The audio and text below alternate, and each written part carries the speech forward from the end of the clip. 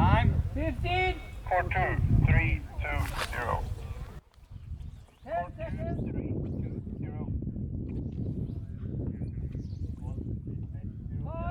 4, 3, 42355.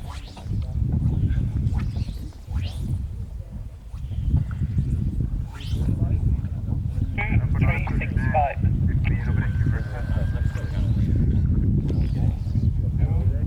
Port 130.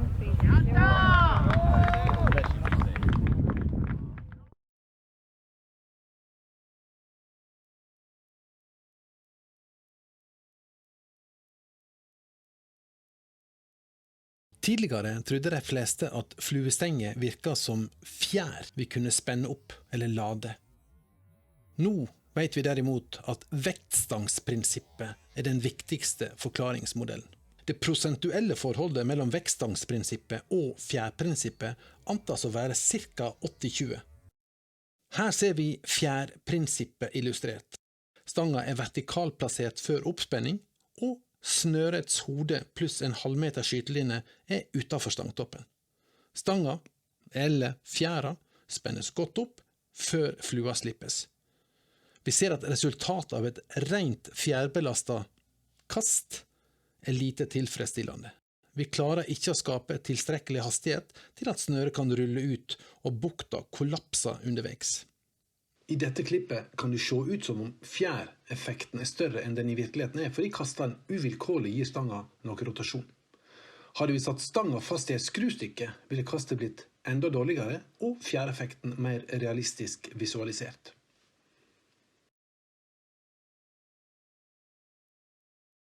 Vektstangsprinsippet kan enkelt forklares med at stangas lengde forstørrer rotasjon.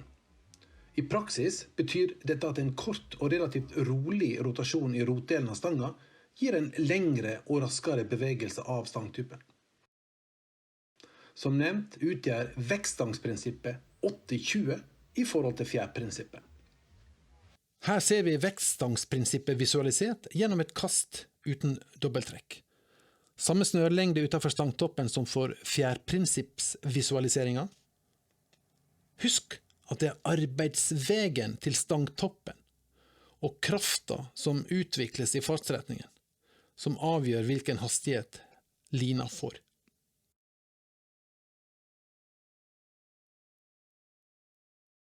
Det å kaste med et relativt ubøyelig kosteskaft fører uvegelig til bua stangtoppbevegelser, mindre effektive bukter, kortere kast og dårligere presentasjoner.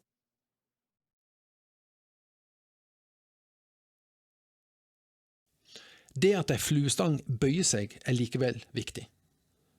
Det gjør det mulig å bevege stangtoppen langs rettere linje sett fra siden før overslaget. Noe som igjen betyr mindre luftmotstand for snørebukta og økt hastighet i kasteretningen. Det er selvfølgelig praktisk umulig, selv for gode fluekastere, å framvise helt rette stangtopplinjer gjennom en hel kastebevegelse.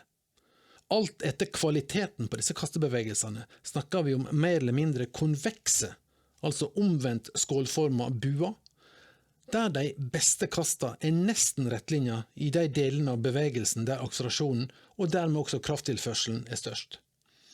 Disse nesten rette linjene peker i de fleste tilfeller litt oppover.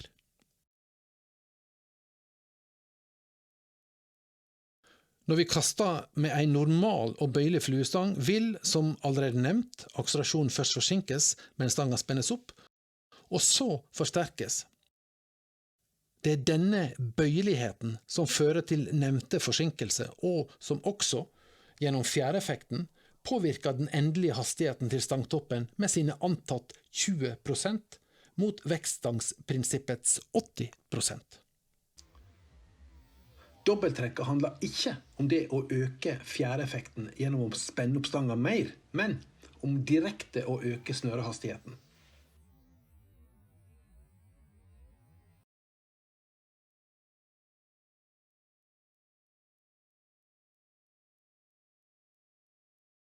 Det mest naturlige grepet er kanskje goddag-grepet.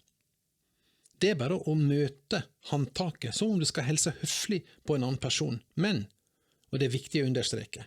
Dette handler ikke om et fast eller aggressivt håndtrykk, men om et avslappet, kontrollert grep der stanga tillates å leve litt inne i handa.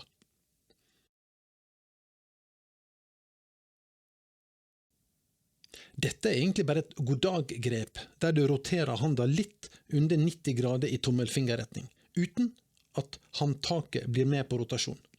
Med andre ord blir tommel og pekefinger plassert på hver sin side av håndtaket.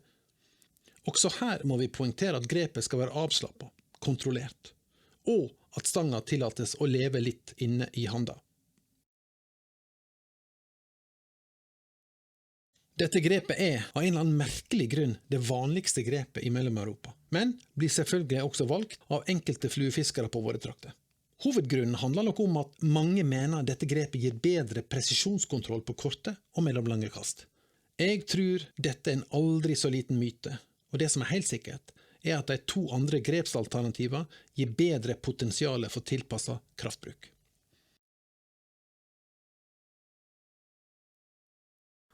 Dimmebryterprinsippet handler rett og slett om tilpasset kraftbruk.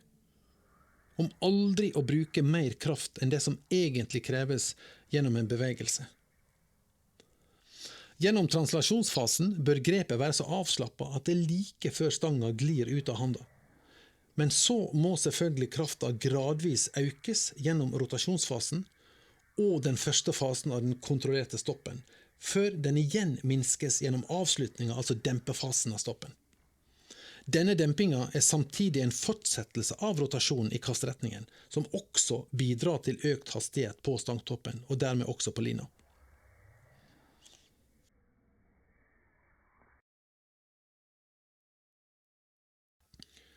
Innledningsvis, gjennom starten av en kastebevegelse, bør håndleddet være avslappet og henge i retningen stanga peker. Grepet skal være tilsvarende avslappet gjennom denne fasen. Det er viktig at stangåpningen, altså stangvinkelen mot bakken, er noenlunde uforandret gjennom denne translasjonsfasen, og at hovedmotoren før rotasjonen er muskulatur i og rundt bein og hofte, slik at både arm, hand og stang blir hengende etter tyngdeforflytningen fra det ene beinet mot det andre.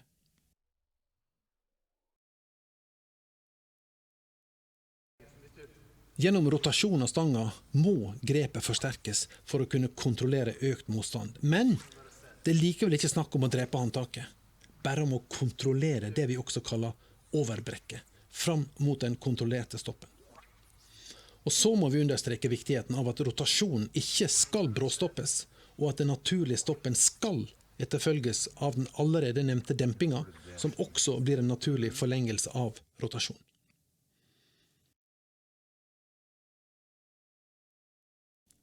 Stangåpning er mye viktigere enn fluefiskere generelt er klar over. Noe av dette handler om utdaterte myter og tradisjoner, og noe om personlige preferanser. Det er en klar sammenheng mellom stangåpning og lengden på kastebevegelsen. Og lange bevegelser betyr at det kreves mindre kraft for å skape hastighet på stangtoppen.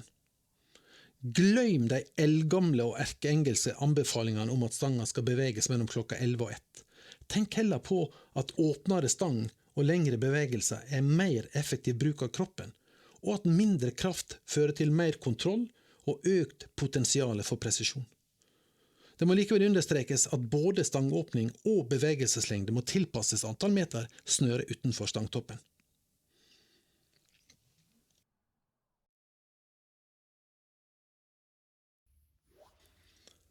Som nevnt over, er det en klar sammenheng mellom stangåpning og bevegelseslengde, og lange bevegelser avhenger av gode sentralbevegelser. En sentralbevegelse er en bevegelse som starter i sentralt plasserte muskelgrupper i og rundt kne og hofteledd, og som deretter flytter seg fra kroppsdel til kroppsdel oppover mot bryst, skulder, albu, håndledd og fingre.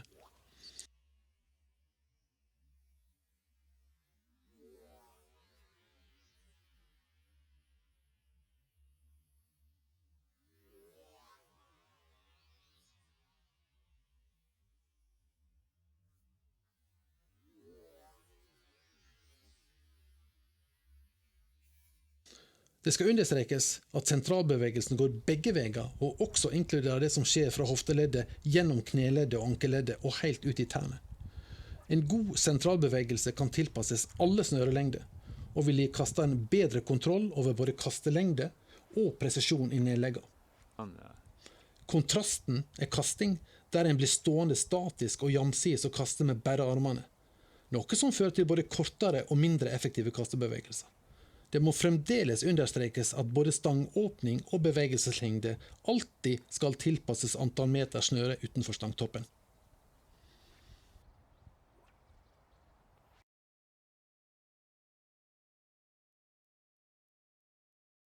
Denne kastesekvensen har vi markert arbeidsvegen til hofta, kastehanda og stangtoppen. Selv om vi tar utgangspunkt i en kastebevegelse som startes gjennom forflytning av tyngdepunktet fra det ene beinet i retning det andre, vil hofta uansett ikke kunne beveges så veldig langt. Kastehanda i enden av en halvt utstrukket arm vil ha mye større bevegelsesrom gjennom en kastebevegelse. Så sier det seg selv at nesten 3 meter stang i forlengelsen av armen vil kunne beveges enda mye lenger. Det vi likevel ser etter i et kast der vektstangsprinsippet er den altoverskyggende viktigste forklaringsmodellen, er hvor langt stangtoppen beveges etter at kontakten med et strakt snøre er opprettet. Hvis samme kastebevegelse for eksempel innledes med en strekking av håndleddet før linebukta i motsatt retning har rullet ut, vil dette redusere den effektive arbeidsvegen betraktelig. Her ser vi 2 relativt ulike kastestiler presentert ved siden av hverandre. På venstre side en kastestil med jamsides beinstilling, minimale tyngdepunktsforflytninger og relativt korte armbevegelser. På høyre side en kastestil der sentralbevegelsen startes fra beina og der tyngdepunktsforflytningen, lengden på armbevegelsen og den effektive arbeidsvegen for stangtoppen er mye større. Her vil potensialet for lange kast være klart større for kastestilen med lange arbeidsveger, og i tillegg vil behovet for kraftutvikling reduseres betraktelig.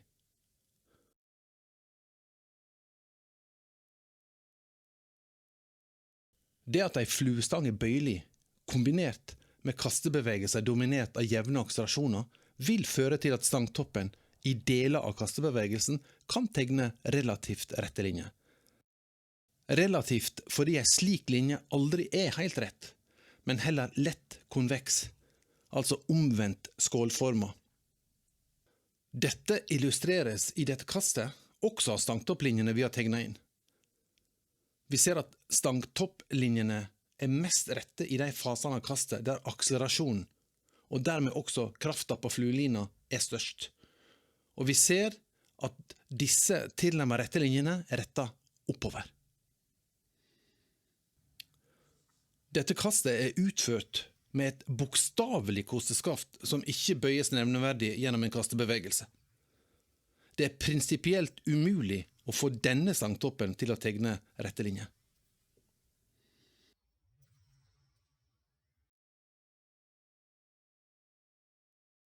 Her ser vi 2 ulike kastebevegelser. På kastet til venstre ser vi tydelig at stangtoppen tegner bua rundt kasterens kasteside, og at stangtoppen stoppes på innsida av det optimale vertikalplanet, både i baksleng og framsleng. Dette kaller vi vridninger, eller avvik fra de rette linjene, sett forfra eller bakfra.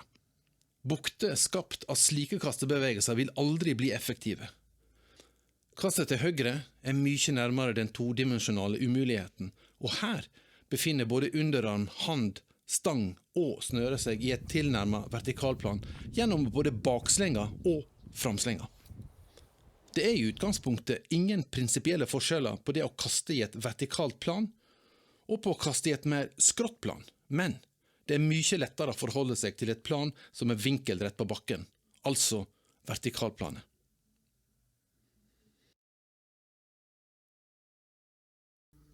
I dette kastet ser vi at trekkarmen er like avventende som kastearmens håndledd gjennom translasjonsfasen av framslengen.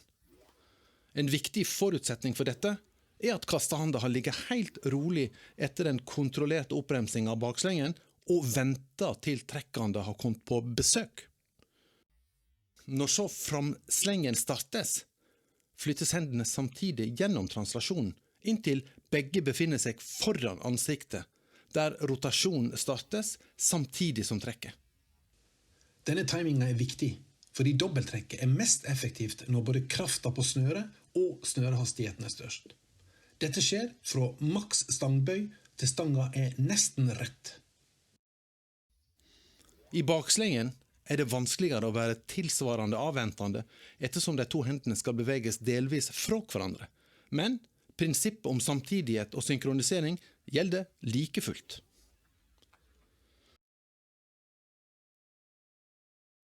Ei linebukt formes i det lina tar igjen stangtoppen etter en kastebevegelse som avsluttes med en kontrollert oppbremsing. Det er stangtoppens bevegelsesbane og hastighetsutvikling gjennom kastebevegelsen som bestemmer buktas utseende og kapasitet. Bukta i dette kastet kalles en V-bukt, fordi bukta er spiss, og fordi oversnøret og undersnøret danner armene i V-en.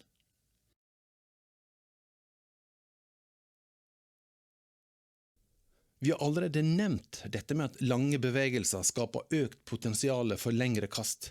Men forutsetningen for de virkelig lange kastene er at også de andre prinsipper for effektiv fluekasting følges. I tillegg er målet å skape V-bukter med minimal luftmotstand. Her er to relativt forskjellige tilnærminger til akkurat dette. Legg merke til bevegelsesbanen til kastehanda i dette kastet.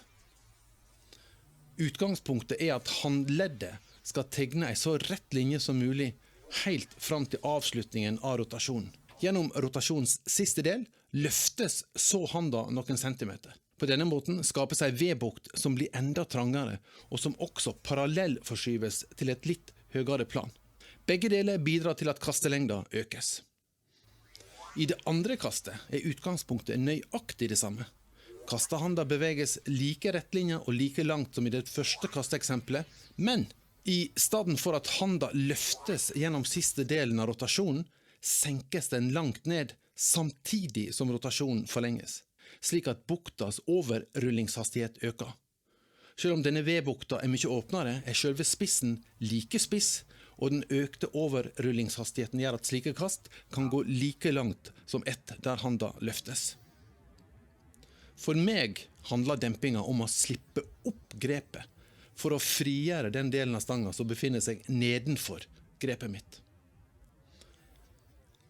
Her ser dere et kast der dette tydelig visualiseres, både i baksleng og framsleng. Stanga jeg kastet med er svært djup, men har en meget jevn bøyningskurve. Legg merke til hvor raskt den faller til ro etter den kontrollerte oppbremsinga og ikke minst den effektive dempinga. Det løse grepet bidrar her først og fremst til å dempe vibrasjoner som oppstår som en følge av den endelige stoppen. Se på fingrene som slippes opp mot slutten av kastebevegelsen, og på håndtaket som tillates å leve sitt eget liv inne i handa mi.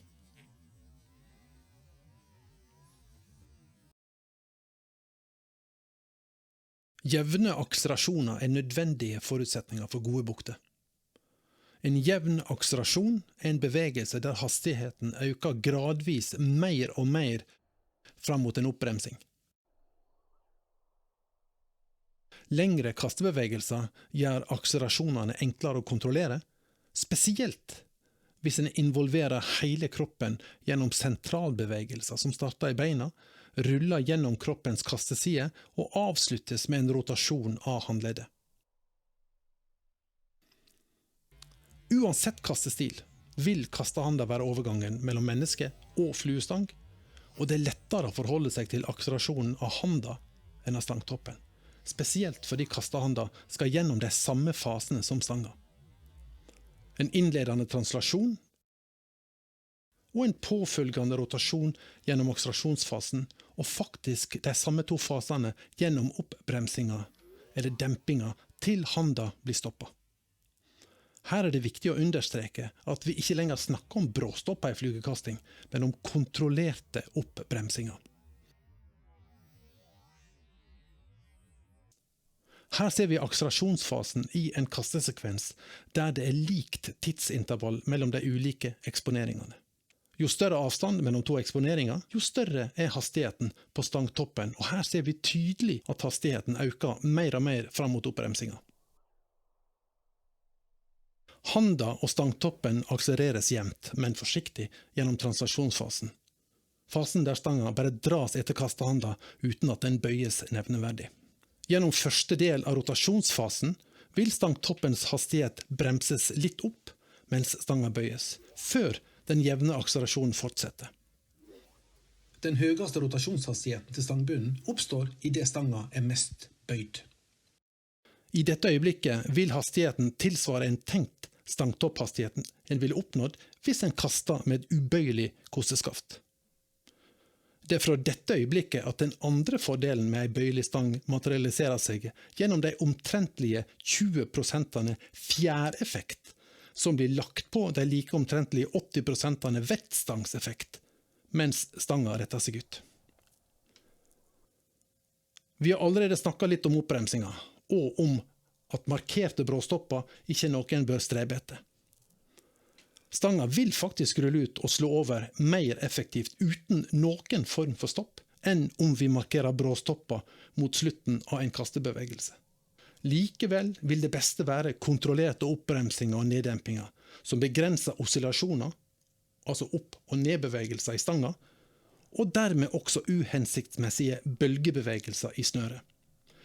Gode flugekastere har slike kontrollerte oppbremsinger i kastinga si, men de færreste er klar over at det er dette som skjer.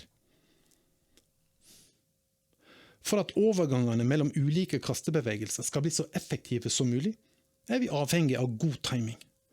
Den optimale timinga handler om de kontrollerte tjuvstartene. Altså det å starte neste kastebevegelse like før snøret har rullet helt ut. Slike strategier medfører kontakt med et strakt snøre gjennom mesteparten av kastebevegelsen. Altså lengre effektiv arbeidsvei. Og, som vi vet, lengre arbeidsvei gjør at vi kan bruke mindre kraft for å oppnå ønsket hastighet, både på stangtopp og på snøre. I tillegg til jevne akselerasjoner, gode sentralbevegelser og effektive overganger, må vi også tenke på de berømmelige rette linjene. Både de vi ser fra siden, og de vi ser forfra eller bakfra. Synder vi mot disse, hjelper det lite om resten av kasteprinsippene overholdes. Sist, men absolutt ikke minst, er dobbelttrekket et av de viktigste elementene i gode flugekast. Vi understreker igjen at dobbelttrekkets funksjon ikke handler om å spenne opp stanga, men om direkte å øke hastigheten på snøret. Dobbelttrekket skal foregå relativt sent i kastebevegelsen og helst synkroniseres med rotasjonen av stanga. Gode dobbelttrekk er så effektive at det er mulig å redusere kraftbruken gjennom kastarmen betraktelig. Den optimale synkroniseringen av kastarm og trekkarm er noe alle flugefiskere burde trene mer på. Her er både meter, presisjon og et mer effektivt flugefiske å hente.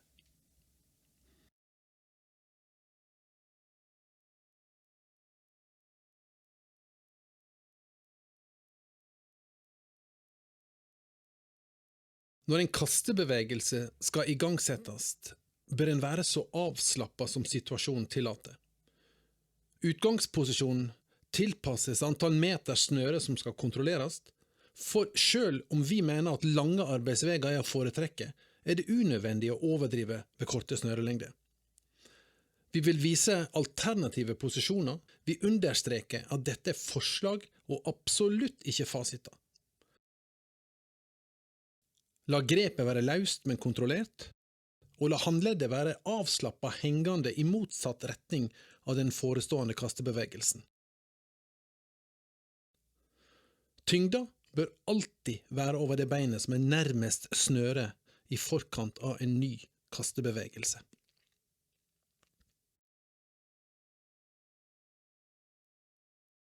Her ser vi alternative utgangsposisjoner for effektive bakslenger. Atter en gang er dette forslag og eksempel, ikke fasiter. Tyngden over fremre bein, et avslappet, men kontrollert grep, og et tålmodig hengende håndledd.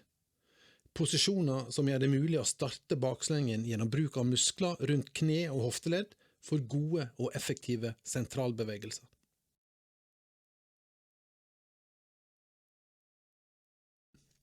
Det finnes mange ulike filosofier omkring dette med oppbremsing, demping og omkring dette med drifting, altså det å forlenge arbeidsvegen gjennom å flytte kastehanda bakover før framslengen igangsettes.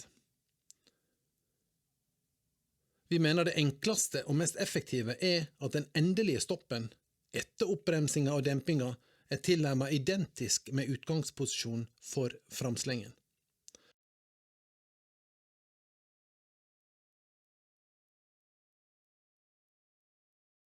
Her ser vi alternative utgangsposisjoner for effektive framslenger. Forslag og eksempel ikke fasiter. Tyngden over bakre bein, et avslappet, men kontrollert grep og et tålmodig hengende håndledd.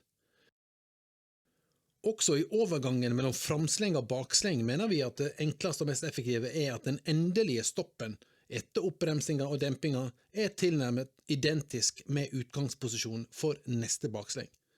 Hvis framslengen ikke et endelig utkast, selvfølgelig.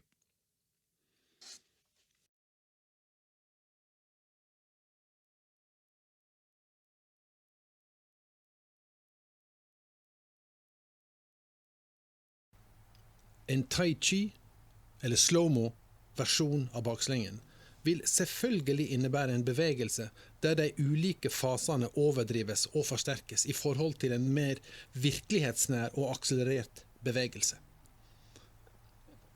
Bevegelsen startes gjennom beina, og vi ser at tyngden blir flyttet fra fremre i retning bakre bein, mens overkroppen og armen dras etter.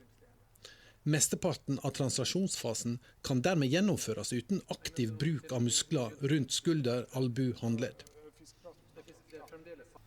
Husk også på dette med oppbremsing, demping, i stedet for markerte stopper, selv i slow-mo.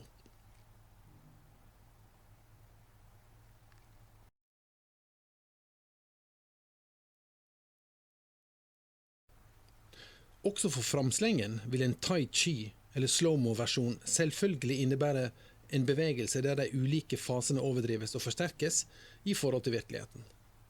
Bevegelsen startes gjennom beina, og vi ser at tyngden flyttes fra bakre i retning fremre bein, mens overkroppen og armen dras etter. Med utgangspunkt i anatomiske forutsetninger, altså måten mennesket er konstruert på, det lettere å være tålmodig med handlere gjennom framslengen enn gjennom bakslengen. En grei huskeregel kan være å vente med rotasjonen til du kan se at handa di har passert hodet.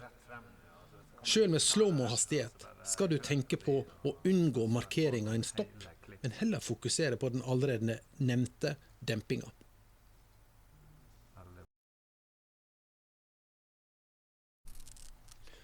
Tauoppsettet relativt enkelt og rudimentært. Et passe tynt og tilstrekkelig glatt tau blir festet mellom to punkt i en høgde som passer for kastestilen til en person. Hvis personen ikke har kastet så mye tidligere, kan vi ta utgangspunkt i litt under skulderhøyde. Det skal ikke være slakk i tauet. Det viktig å ha tredd på ringen armbåndet skal festes til før tauet bindes fast.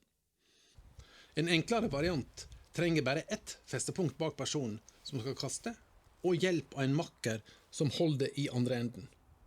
Et slikt oppsett med makker gir det tilgang til direkte feedback kring både de rette linjene og translasjon, rotasjon. Vi anbefaler et horisontalt oppsett, altså parallelt med bakken, men noen foretrekker et oppsett som vinklet, høyere bak enn framme. Og dette handler om ulike stilarter og ulike preferanser.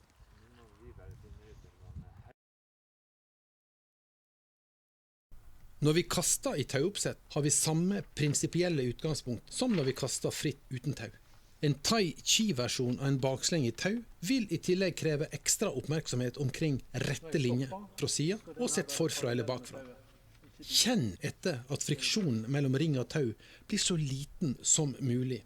En tilnærmet friksjonsfri kastebevegelse indikerer at de rette linjene under kontroll. Du kan også sjekke at stangdelen du holder i stoppes i flukt med tauet, altså i samme plan, både foran og bak. Samtidig det faktisk lettere å forstå forskjellene på translasjonsfase og rotasjonsfase når handa glir langs tauet. Du kan variere hastighet, stoppe opp i overgangen mellom translasjon og rotasjon, og rett og slett kombinere det visuelle, altså det du ser, med det kinestetiske, det du kjenner.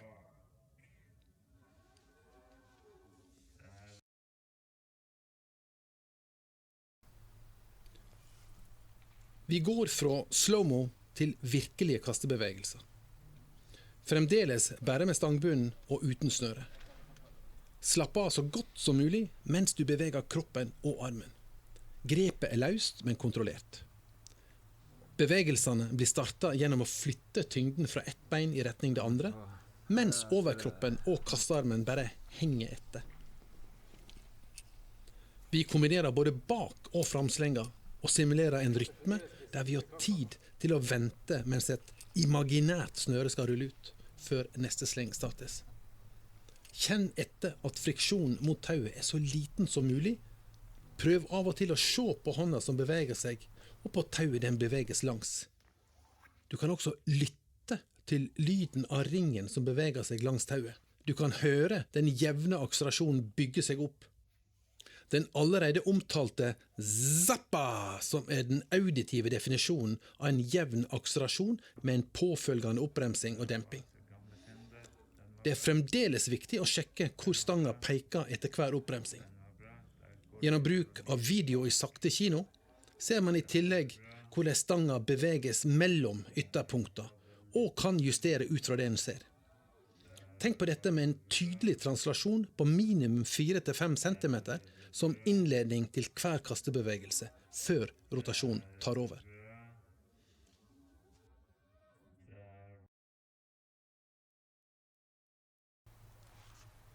Dette handler om et enkelt kast, en baksleng og en framsleng, eller vi kaller et utkast, foreløpig uten dobbelttrekk. Fordi snøret ligger utstrekt på bakken framfor deg, er det naturlig at bakslengen blir vinklet litt oppover, og at den påfølgende framslengen blir vinklet tilsvarende nedover. Igjen startes bevegelsen gjennom forflytning av tyngden.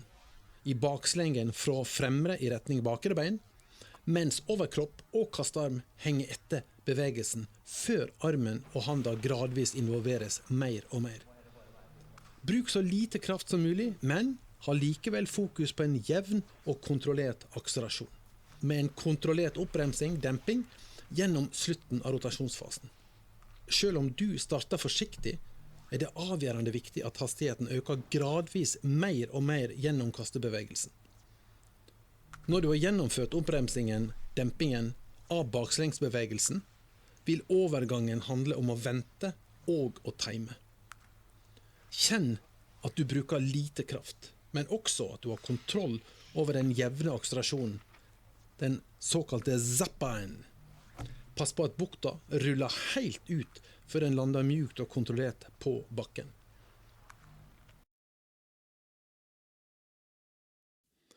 God timing betyr å tjuvstarte aldri så lite. Vær i forkant av situasjonen og starte framslengen like før bakslengen har rullet helt ut. På denne måten sikrer du kontakt mellom stangtopp og et strakt snøre gjennom mesteparten av den forestående framslengen. Venter du for lenge, vil tyngdekraften få snøret til å dale mot bakken, samtidig som den såkalte trekkspilleffekten får snøret til å trekke seg sammen. Begge deler gir slakk i snøret som vil forringe kvaliteten på framslengen. Er du for kjapp, blir overrullingen for rask og for brutal, og snøret vil først strekke seg og umiddelbart trekke seg sammen. Resultatet blir også her en slakk, så en må bruke deler av neste sleng for å rette ut, før en får kontakt med et strakt snøre.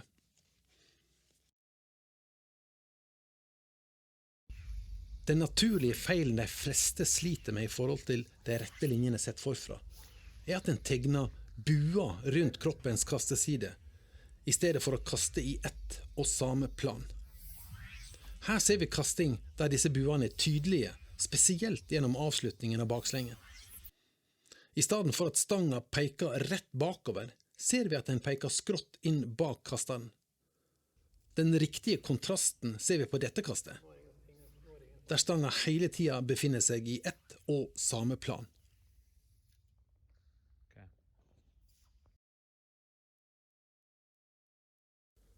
Vi kaster fremdeles uten dobbelttrekk og med samme snørelengde som under løft og legg ned.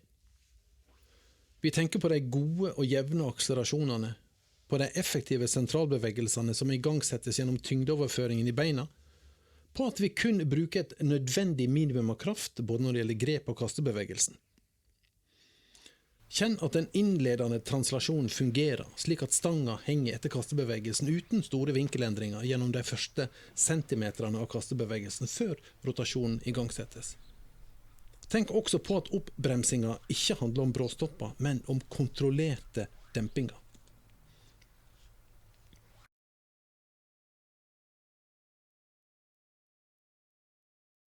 Når vi skal skyte snøret, må vi tenke timing og slippe.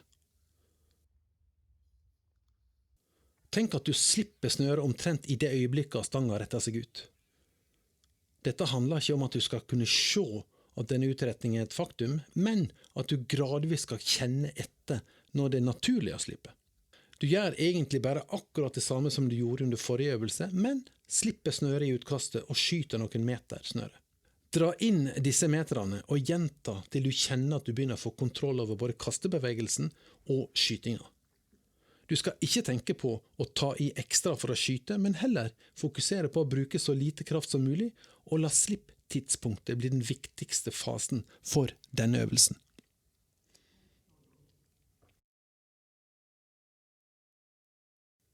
For at skytinga av snøret skal bli mest mulig effektiv, slik at vi kan bruke minst mulig kraft på den siste kastebevegelsen, må vi selvfølgelig også tenke på de rette linjene. De vi ser fra siden, men kanskje enda mer de vi kan observere forfra eller bakfra. Dette med å kunne kaste i et todimensjonalt plan eller langs en usynlig vegg, der stanga, snøret og underarmen hele tida befinner seg like langt fra den tenkte veggen.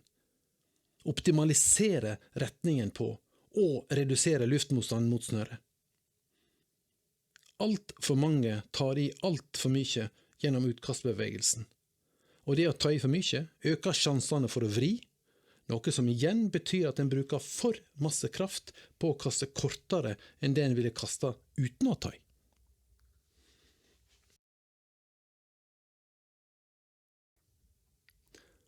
Denne deløvelsen foregår i sakte kino og kun ved bruk av stangas bunndel. Translasjonsbevegelsen igangsettes gjennom bruk av beina til flytting av tyngden fra fremre i retning bakre bein, og fortsetter ved at armen føres noen få centimeter bakover. Gjennom denne fasen bør trekkarmen være relativt avventende. Den viktigste delen av trekket bør skje gjennom rotasjonen, og gjennom denne fasen er det viktig at bevegelsene av kastarm og trekkarm blir synkronisert så godt som mulig. Tenk i utgangspunktet at trekket og kastebevegelsen avsluttes noenlunde samtidig, og at trekkhanda deretter skal direkte, altså korteste veg, som alltid vil være den rette linja fra stopp trekkbevegelse mot kastehandas posisjon. Tilbake til kastehanda for å være klar til trekket i framslengen. I framslengen kan du tenke translasjonsfasen slik at begge hendene skal beveges framover i lag, inntil de begge er synlige foran ansiktet ditt, før selve trekket igangsettes. Også her vil den viktigste delen av trekket være den som sammenfaller med rotasjonen. Husk at det er lettere å gjennomføre en synlig translasjon gjennom framslengen enn gjennom bakslengen. Etter at trekket er fullført, skal trekkhanda igjen søke mot kastehanda gjennom den korteste vegen, den rette linja.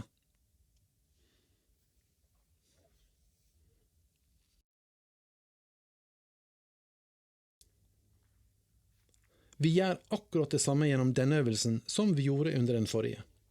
Stangbunn og sakte kino. Den eneste forskjellen er tauet. Gjennom bruk av armbånd og ring og tau får vi en unik mulighet til å kjenne etter om kastebevegelsen er bra eller mindre bra. Kjenn at bakslengens translasjonsfase gjennomføres uten dobbelttrekk. Begge hendene flyttes bakover uten at stanga bøyes nevneverdig. Husk at det er nesten umulig å gjennomføre hele translasjonen uten at stanga bøyes litt. Gjennom overgangen mellom translasjon og rotasjon startes en trekkbevegelse som bør synkroniseres med rotasjon av stanga. Trekkarmen trekker, og kastearmen roterer. Alt skjer i sakte kino, men tenk likevel på at du skal gjennomføre en slags slow-mo-akselerasjon, både med trekkarmen og kastearmen.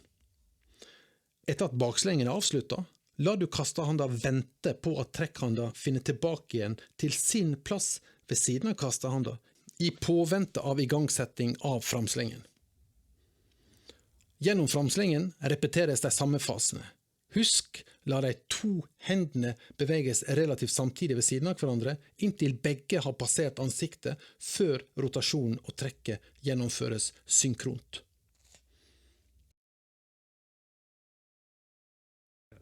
Samme løft og legg ned her som for øvelsen uten dobbelttrekk. Men nå er det viktig å både kjenne etter og forstå dette med at dobbelttrekket gjør at kastearmens bidrag til totalen kan reduseres betraktelig.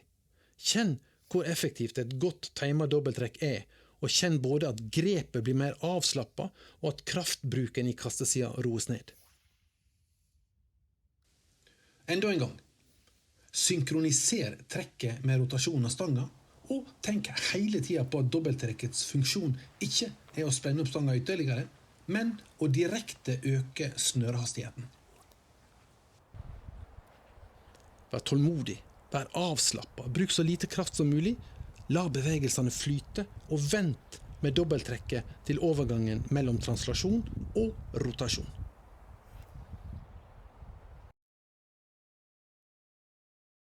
I denne øvelsen starter vi med å legge ned snøret i framslengen.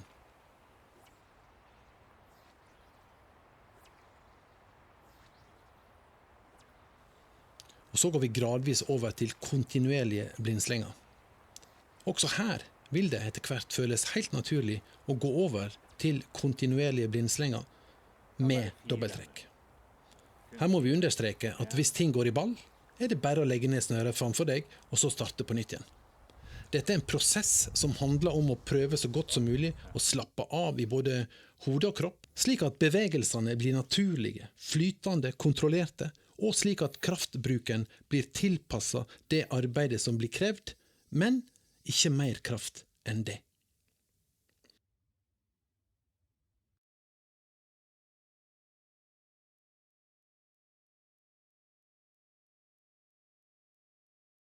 Ei griserumpe blir skapt på grunn av et brudd i det som skulle vært en jevn akselerasjon. Jevne akselerasjoner handler om at hastigheten skal øke gradvis mer og mer gjennom en kastebevegelse. Dette er en frustrerende gjenganger for alle kategorier av fluefiskere. Ekstra forvirrende blir det hele når vi ramser opp de ulike årsakene til disse griserumpene. Alt for heftige starter på kastebevegelser umuliggjør jevne stangtoppakselerasjoner. For mye kraft for tidlig med trekkarmen. Det å trekke for hardt og for tidlig er alt for vanlig blant fluefiskere. Akselerasjonsbrudd, at stangtoppen forandrer retning og beveger seg nedover i forhold til den ideelle stangtoppen, og flugesnøre, som alltid følger stangtoppens bevegelser, vil dermed kunne danne en griserumpe der oversnøret krysser undersnøret. Løsning?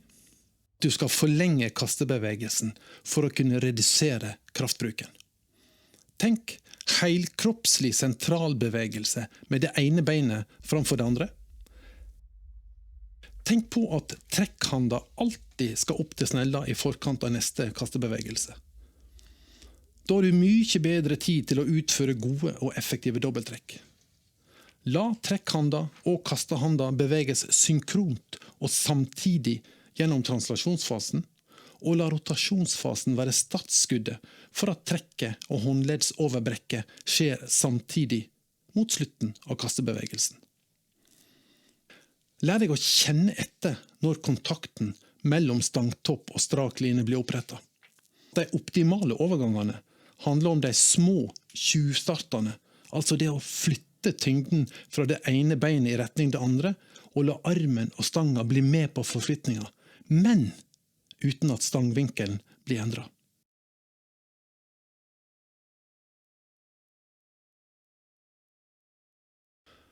Det at stangtoppen tegner halvsirkler i stedet for tilnærmet rette linjer, altså sett fra siden, er i utgangspunktet en av de vanligste nybegynnerfeilene. Hovedproblemet handler om at også handa tegner de samme halvsirklene. Løsningen er rett og slett så enkel at handleddet må lære seg å tegne rette linjer. I tillegg må rotasjonen stoppes på riktig måte, altså ikke bråstopp, men den allerede nevnte kontrollerte stoppen, som også involverer den gode dempinga. Dette gjøres både enkelt og effektivt i tauoppsettet, der ringen blir bindeleddet mellom armbåndet rundt handleddet og den rettlinja taufasiten. Jo mer du tørrtrener i tauet, jo mer effektivt automatiserer du gode og rettlinja bevegelser sett fra siden.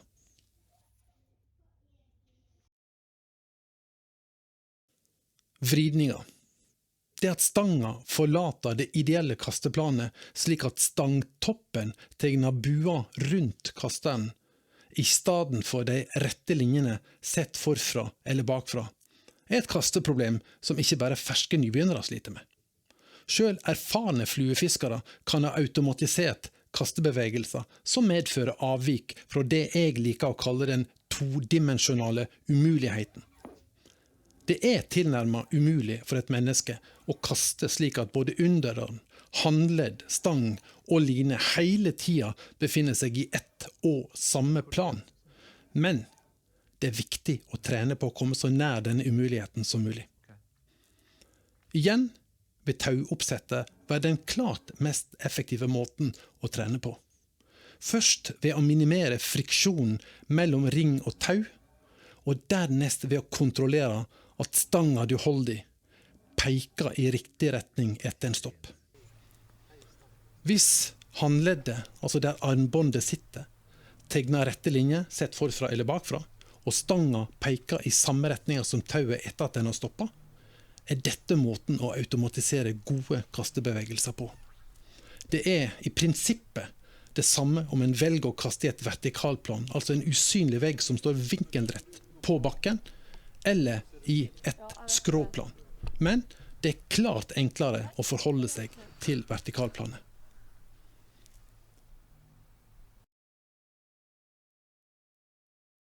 For tidlig bruk av handleddet øker ikke bare sjansene for griserumpe, men det vil også kunne redusere stangtoppens totale arbeidsveg betraktelig. Dette med at mennesker ofte vil utnytte de kroppsdelene som er nærmest et redskap, for tidlig er et kjent fenomen, ikke bare når det gjelder fluekasting. Golf er et annet godt eksempel på en aktivitet der både nybegynnere og feilstarta veteraner bruker armer og handledd for tidlig, noe som både reduserer presisjonen og lengden på golfslagene. Løsningene er atter en gang knyttet til den kjedelige messinga omkring helheten i gode fluekastbevegelser. Hvis handleddet kan være avslappet, åpent og avventende gjennom translasjonsfasen, er det meste gjort. La kroppen starte bevegelsen.